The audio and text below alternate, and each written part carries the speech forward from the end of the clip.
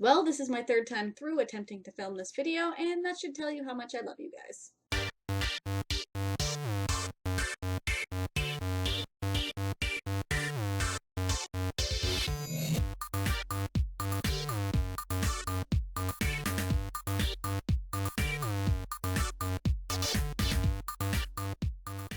Hey word nerds, happy Thursday. I hope you're all busy writing the next great manuscript because that's kind of what we're going to talk about today.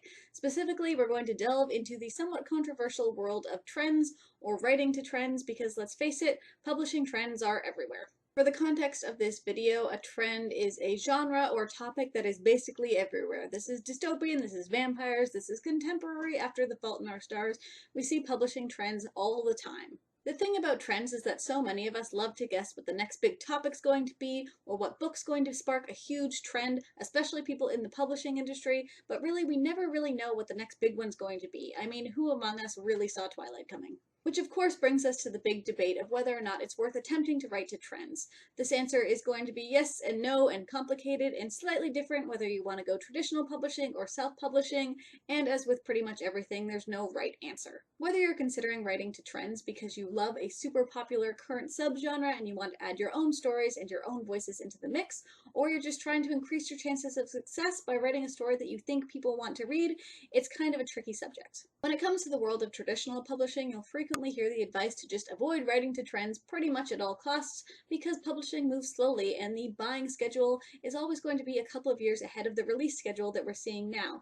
So if there is a super popular release, by the time you write that manuscript, edit it, and query it, odds are the publishing industry is starting to move on. So for example, right now it might be super hard to pick up an agent for a dystopian book or a vampire book because the market's pretty well saturated when it comes to the traditional publishing world, and they're not sure they're going to be able to create any new bestsellers in this genre because there is already so much competition out there. Which is not to say it's impossible, because there are absolutely new spins on popular genres that are still coming out into the world. Take, for example, The Coldest Girl in Cold Town, which is a Holly Black book about vampires in a post-Twilight era. It's definitely possible, but it is absolutely harder, so keep that in mind if you are jumping in to a currently popular genre in hopes of getting traditionally published, but that doesn't mean you don't have any options, because even though publishers aren't sure they'll be able to create a new mega bestseller in a particular genre, that doesn't mean there aren't still readers for them out there. This is such a great time to be a writer because there are so many different options available to basically everyone.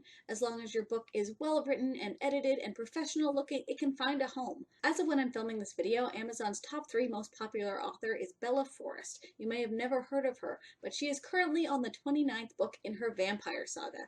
This isn't something that a traditional publisher would pick up if you paid them, but it has been selling extremely well for I think over a year now, and I have absolutely no doubt that this author is able to support herself on this series because it is extremely popular, even if it's not hitting the actual bestseller charts. Which brings us to the world of writing to trends in self-publishing, because there is a little bit more wiggle room here. Basically because authors are free to write books as quickly as they want, and the only person that determines how quickly they can get that book out there is them and the people they hire to help them.